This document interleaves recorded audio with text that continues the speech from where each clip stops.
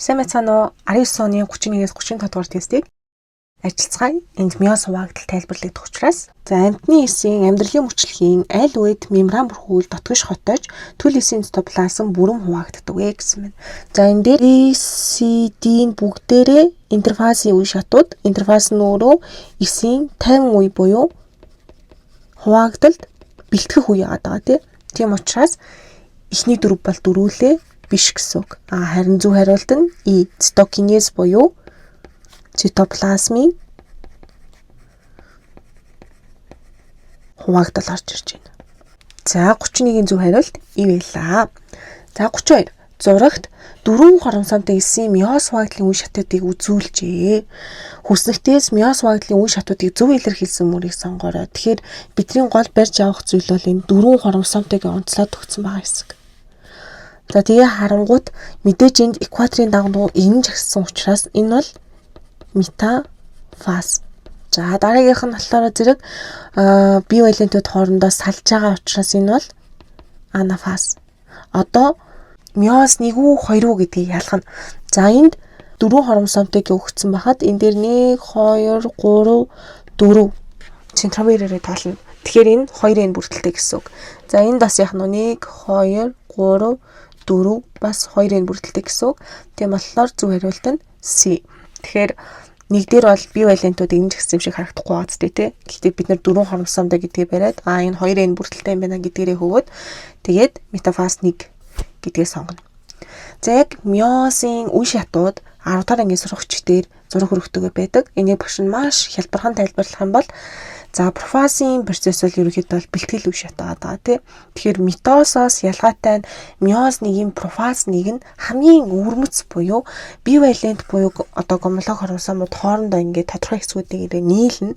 За тэгээд нийлсэн тодорхой хэсгээрээ буюу энэ тараа энд нийлсэн хэсгээрээ хоорондоо хэсгүүдээ солилцсон. За ингэж солилцох үзэгдлийг Корсенгауэр гэж нэрлэдэг. За, Корсенгауэр явагдаж байгаа энэ огтлын цэгийг хиасм гэж нэрлэдэг. Тэгэхээр миоз 1-ийн профаз 1-д хиасмаараа гомлог хоромсоомууд тодорхой хэсгээ солилцох үзэгдлийг Корсенгауэр гэж нэрлэдэг байна. Тэгэхээр Корсенгауэр явагдаад байгаа гол шалтгаан нь ерөөсөө л мэдээлэл шинжилгээ. За жишээлх юм бол энгийнээр тайлбарлал 3 сард ялгарсан тухайн үнд ялгарсан өндгөн эс 2 сард ялгарсан өндгөн эстэй ижилхэн мэдээллийн хувьд. Хоёулаа л нэг хүнээс ялгарч байгаа шүү дээ. Гэхдээ Корсенгауэр явагддаг учраас энэ нь өөрөө. Тэгэхээр хичнээн ээж аав нэг ч гэсэндээ айлын хүмүүс яагаад өөр царайтай байдаг вэ гэдг нь гаметууд үүсэх болгондоо л тэнд Корсенгауэр явагдаж байдаг учраас мэдээллийн шинжилэл явагддаг байна. Энд Корсенгауэрын үр дүн харагдаж байна те. Энд ингээд цулгуу цагаан хар байжснаа энд алаг цонхогт болсон нь тодорхой хэсгүүдээ солилцсон гэсэн үг байна шүү дээ. За метафаз 1 метафаз дээр угаасаа энэ жагсан. Тэгэхээр миоз 1-ийн метафаз 1 дээр бие валентууд буюу ийм дөрвөлсөн бүтэц маань хоорондоо холбогдсон байгаа гэсэн үг шүү дээ. Хоромсоомууд маань энэ жагсан байгаа нь бол харагдаж байна. За анафаз 1 нь бол хамгийн богино үе шат те. Энэ маань ерөнхийдөө салсан байгаагаар дүрслэгддэг. Бие валентууд маань сална гэсэн үг. За тэгээд телофаз 1 дээр ерөнхийдөө бол цитоплазмын хуваагдал цаашаа үргэлжлэж явагдаад төл хэсүүд буюу 2 төл хэсэг үснэ. За энэ үед удамшлын материал 2 дахин зурцсан байна гэсэн үг хаана тий. За миоз 1-ийн дараа миоз 2 мэдээж явагдана. Энд ДНХ-ийн хоёрчлал ерөөсөө явагдахгүй. ДНХ хоёрчлал явагдахгүй. Мөн дээрээс нь саяны Корсенгауэр явагдахгүй гэсэн үг. Тэгэхээр Корсенгауэрыг хэдүүлээ зөвхөн миоз 1-ийн профаз 1 дээр л яриа шүү. Энийг маш сайн анхаараарай. За тэгээд миоз 2 дээр сая яг л профаз дээр юу болтгийг, метафаз дээр юу болтгийг те, анафаз, телефаз дээр юу болтгийг энэ нь ингээ бүгд яг ингээ үндсэн зарчмаар бол явагдана. Тэгээд гол нь нөгөө нэг хэдүүлээ миоз хуваагдлын профаз 1 болон профаз 2-ыг. За дээрээс нь метафаз 1 болон метафаз 2-ыг, анафаз 1 болон анафаз 2-ыг өөр хоорондоо ялгах ёстой. Тэгээ гол барих ёстой key нь болохоор зэрэг анафаз дээр багш шууд тайлбарлажээ. Анафаз 1 дээр гомлог хоромсоомод салдаг. Харин анафаз 2 дээр хорматидээр хоорондоо салдаг. Энэ бол хамгийн том ялгаа нахна шүү дээ. За энд жишээ зураг. Энэ бол метафазын процесс. Гэхдээ митоз дээр яаж явагдах юм те. За миоз 1 дээр яадгийн энд яг бивалентууд эмжигдсэн байгаа нь харагдаж байгаа. Дараагийнх нь миоз 2 дээр яах юм? Энд хроматидаараа салнаа. Бас дээрэс нь удирдлагын материал 2 дахин цөөрсөн байгаа шүү гэдгийг бол илэрхийлсэн байгаа даа зү тэ. Тэгэхээр энэ мэд ялгаануудаа маш сайн анзаарна. За тэгээд телефас 2 дээр гэ харангууд 4 төлөвс үүссэн байгаа нь бол ажиглагдчихэв. За 32-ын зөв хариултсыг. За 33. ДНХ нэг гинжний дараалал өгдөжээ. Энэ дарааллын дагуу хамзааж зарчмаар мэдээллийн иргэнхийн гинж нийлэгж явах хувилбарыг сонгоорой. За энэ дээр хэдүүлээ мэдээллийн иргэнхийг хэрхэн үүсдэг вэ гэдгээс сэргийгээд харчээ. Тэгэхээр ДНХ-ийн темплейт гинжнээс одоо манай мэдээллийн иргэнхийн үүсэхдээ энд одоо дугуйлсан байгаагийн дагуу тимийн эсрэг талд аданины эсрэг талд урацил, цитозины эсрэг талд гуанин, гуанины эсрэг талд цитозин гэсэн яг нөгөө комплементар зарчмынхаа дагуу холбогддог. За тэгээд энэхүү процессыг транскрипц гэж нэрлэх бөгөөд бөөмөн дотор явагддаг тийм ээ. За үргэлжлүүлээд транслят цитоплазмд явагдах бөгөөд кодоноос 3 үсгч нийлээд 1 кодон байгаа. Тэгээд 1 кодон чинь 1 амин хүчлийг кодлон тийм. Тэгэхээр энэ мэдээллийн ерөнхий дээр ямар ингээд дараалтай кодон байна. Яг түүний дагуу амин хүчлүүд маань ухсруудаад тодорхой уураг маань нийлэгжнээ, бүтцэн бүрлэнэ гэсэн үг байна шүү дээ. За одоо өгөгдлөө харах юм бол манай өгөгдөл гуанин аданин, цитозин гуанин тимийн аданин тимийн, цитозин аданин тимийн, гуанин цитозин гэдэг дараалал өгсөн байна. За өөртөө тэгвэл бичээд үзтээ тий гуанины эсрэг талд цитозин байх хэвээр, аданины эсрэг талд урацил байх хэвээр, цитозины эсрэг талд гуанины цитозин, аданин, урацил, аданин, гуанин, аданины эсрэг талд урацил, тимийн эсрэг талд аданин, гуанины эсрэг талд цитозин, гуанин гэсэн дараалалтай байх нь. За эхний үсгэн дарааллаараа шууд яах нь цитозин, урацил гэсэн CU, DU гэдэг сонголт гарч ирж байна. Ялгаа нь урацил, аданин гэдгээрээ ялгагдж байна. Манайх энэ дээр аданин урж ирсэн учраас зөв хариулт мэдээж D байлаа. За иймэрхүү байдлаар комплементар зарчмаар холбогддгоо гэдгийг мэдчих юм бол ер нь бол асуудалгүй. За гол хэдүүлэнгийн мэдэх ёстой зүйл ерөөсөө ДНХ репликацийг яаж явагдаад байгаа юм бэ гэдэггүй ойлгочод айгүй зүгээр. За энд ДНХ-ийн гинж байна тийм үү. Тэгэхээр ДНХ-ийн хоёрчлогдохын тулд мэдээж ингээ хамт энэ нөгөө комплементар зарчмынхаа дагуу шин гинжээ нийлэгжүүлэх ёстой шүү дээ. Тэгэхээр хамттай байгаа хосыг заавал салгах шаардлагатай. Салгахын өмнө энэ мушгирсан байгаа бүтцийг нь шулуун болгож эндүүдэж өгөх ёстой. Тэгэхээр эндүүний үүрэг гүйцэтгэдэг энзим бол топоизимераса. За топоизимераса эндүүдэнгууд манай энэ нуклеотид хооронд байгаа ус төрөгчийн холбоог таслах ёстой. За тасалж байгаа нь хеликаса ах нь шүү дээ. За хеликаса тасалсны дараа дангаараа байгаа энэ солилцсон хоёр хос чинь эргээд хоорондоо нийлэх гээд үтсэн тий. Эсвэл бусад одоо тэр бөөмийн шингэн дагаа нуклеотидууд очиод холбогдох гээд ундаг. Тэгэхээр тэр болгоноос хамгаалаад SSB уургууд нөгөө дан гинжүүд дээр ингэж барьж сууж өгдөг онцлогтой ахны. За ингээд ерөнхийдөө бол ДНХ-ийн хоёрчлалт одоо шаардлагатай бэлтгэл процесс маань явагдаж штэ тий. Одоо leading strand буюу хөтлөгч гинж, lagging strand буюу хоцрогч гинж гэж яг юу вэ гэдэг асуудал гарч ирж байгаа. За эндээс харах юм бол leading гэдэг нь хөтлөх гэсэн үг. Тэгэхээр яагаад хөтлөх гэж аваа гэхээр энэ маань ДНХ репликац төрүүлж явагдана. За яагаад энд ДНХ репликац төрүүлж явагдаад байгаа вэ гэхээр манай ДНХ полимераса гэхэр угаасаа полимержүүлэх буюу нийлжлийг хариуцж байгаа энзим байна шүү дээ. Энэ энзим маань одоо хив гинж маань зөвхөн 3-аас 5 ширхэг чиглэлд байх ёстой. Тэгэхээр яг энэ чиглэлд уншиж чадна гэсэн үг байна шүү дээ. Тэгэхээр манай шин гинжийг 5 ширхэгээс 3 ширхэг чиглэлд үүсгэж байгаа гэсэн үг байхгүй. Тийм болохоор leading strand маань угаасаа 3-аас 5 ширхэг чиглэлтэй учраас за хэдүүлээ чиглэлээ харж ий те. Энд 3 ширхэг чиглэлтэй байна. За 3 ширхэг чиглэл ингээд явна. Ингээд энд 5 ширхэг төгсгөл нь орж ирж байгаа зү те. Тийм болохоор шууд ямар ч бартаасаадгүй уншна гэсэн үг байна. За гэтэл манай lagging strand буюу хоцрогч гинж нь эсрэг талын гинж гэсэн үг шүү дээ. Тэгэхээр эсрэг талын гинж маань 5-аас 3 ширхэг чиглэлтэй. Тэгтээ одоо ДНХ полимераз маань зөвхөн 3-аас 5 ширхэг чиглэл уншиж чадна. Тийм болохоор тонгорсон байдалтай уншдаг гэсэн үг байхгүй. Тэгэхээр тонгорсон байдалтай уншихын тулд энд хаанаас уншиж эхлэх вэ гэсэн цэгээ тэмдэглэж өгдөг. За энэ цэгийг ДНХ праймаас маань РНХ праймерийг өгсөрч өгнө гэсэн үг хаана шүү дээ. Тэгээ тэмдэглэгдсэн байгаа цэгээс нь ахуулаад манай ДНХ полимераза маань ДНХ шинэ гинжийг нийлэгжүүлж өгнө. Тэгэхээр баг багаар үүсгдэг учраас энд ийм богино фрагментууд буюу хэрчмүүд үүснэ. Түүнийг Оказакигийн хэрчмүүд гэж нэрлэдэг байна.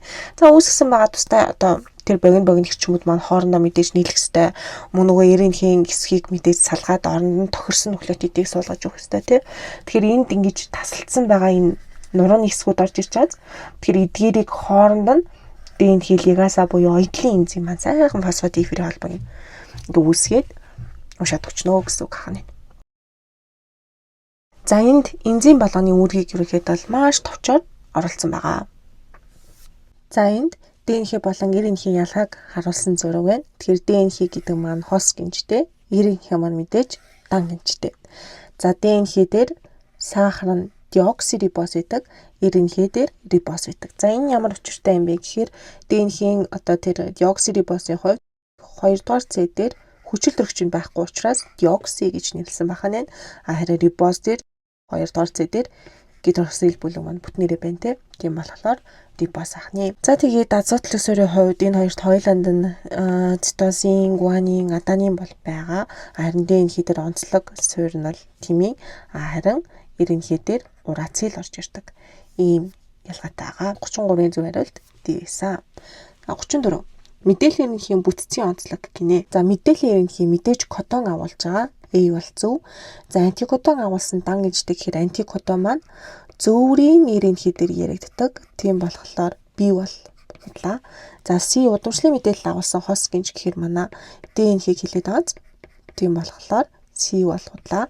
За D рибосомыг бүтээдэг дан гинждэг гэхээр энэ маань рибосомын РНХ-г хэлээд байна. Манай асуултан дээр бол мэдээллийн РНХ-г асуусан. Тийм болохоор D бол худлаа.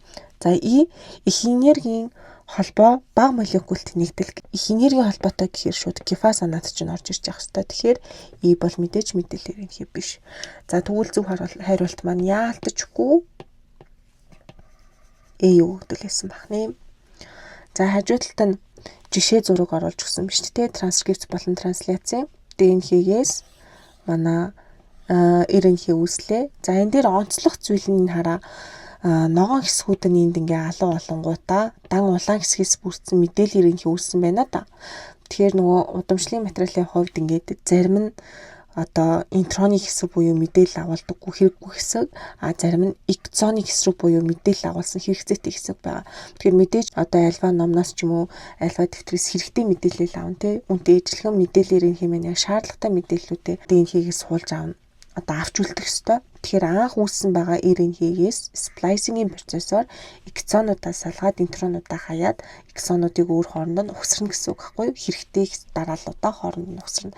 Ингээд дан хэрэгтэй мэдээлэл бүхий одоо бэлэн болсон mature мэдээлэл РНХ үүснэ. За үүссэн мэдээлэл РНХ маань бүүмийн нөхөөсгөөрээ гараад за тэгээ цаашаага одоо мэдээж рибосомын тусламжтайгаар трансляцийн процесс маань явагдана. За тэгээд энд фолдингийн процесс гэдэг нь мэдээж уураг маань яг ямар төрлийн уураг юм те биологийн үүргээ гүйцэтгэхэд тохирсон тэр орон зайн бүтцээ олох ёстой. Ингээ хэлбэржих тэр процесс нь явагддаг байна. Магадгүй эндоплазмын торд ч юм уу те. Энд РНХ-ийн төрлүүдийн ялгааг оруулсан байгаа даа. Мэдээллийн РНХ гэдэг бол дан гинжтэй тэгээд ДНХ-гээс мэдээлэл хуулбарлаж үүссэн юм бүтцийг мэдээллийн РНХ гэж нэрлэдэг. Рибосомын РНХ гэдэг бол рибосомын том хэсэг болон жижиг нэг хэсгийг үүсгдэг ийм өрмөц ийм богино РНХ-нүүд ахна шүү дээ. Энийг рибосомын РНХ гэж нэрлэдэг байна. За харин зөврийн РНХ гэдэг маань ийм орон зай хувьд яг нэг гинж өөр хоорондоо ингэ төрхөн нуураад тэгээд ийм амин хүчил зөөвөрлөдөг. Энэ 3 ширхэг төсгөлд нь амин хүчил холбогддог хаан шүү дээ. Амин хүчил зөөвөрлөдөг ийм молекул байгаа. За тэнгуут энэ дээр аягүй сонирхолтой нь мэдээллийн РНХ-ний кодоны эсрэг холбогдох кодонтой. Одоо жишээлбэл дараа цитозины эсрэг энд гуанин орж ирсэн байна. Аданины эсрэг энд урацил орж ирж байна. Гуанины эсрэг талд энд цитозин орж ирнэ шүү дээ. За тэнгуут энийг антикодон гэж нэрлэдэг байгаа юм. За 34-ийн зөв хариулт A байлаа. За 35 сүүлийн асуулт. ДНХ-ийн ерөнхий гифагийн хамаарлыг үзүүлсэн бүдүүвчийн 1, 2, 3 тоонд харгалзах бүтэц найрлагыг зөв илэрхийлсэн мөрийг сонгоорой гинэ. За ДНХ-ийн ерөнхий хоёулаа яг ямар ижил талтай вэ гэд харангууд ДНХ чинь дезоксирибостой штэ. Тийм болохоор нэг болгодлаа. За B дээр нуклеотид гэсэн байна. ДНХ-ийн хоёулаа л угаасаа нуклеотидтэй. Тэгэхээр B байж болох гэдэг юм те. За фосфорын хүчил бас байж болох гэдэг. Адонин, гуанин, цитозинараа ижил. За энэ рибос. Тэгэхээр энийг хаяа. За нуклеотид дээр энд 2 дээр рибос гэж орж ирсэн байгааз. Энэ 2 дээр.